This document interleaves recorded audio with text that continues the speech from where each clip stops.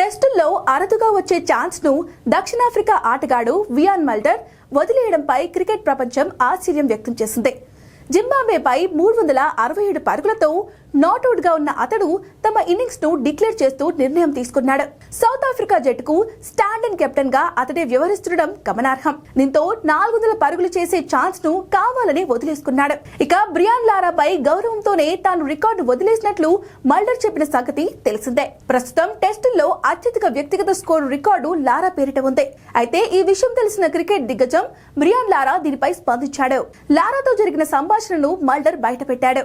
రికార్డులు ఉండేదే బ్రేక్ చేసేందుకని లారా చెప్పారు. ఆయన ఘనతను మరొకరు అధిగమించాలని కోరుకున్నారు. ఒకవేళ మరోసారి ఛాన్స్ వస్తే మాత్రం నన్ను వదులుకోవద్దని సూచించారు.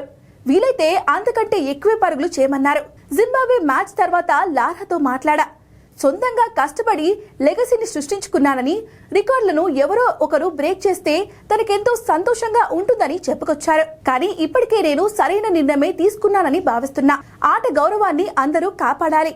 భారీ స్కోర్లు దిగ్గజాల పేరిట ఉంచుదాం అని మల్డర్ వెల్లడించారు. ఇక మల్డర్ నిర్ణయాన్ని విండీస్ స్టార్ క్రిస్ గేల్ తప్పుపట్టాడు.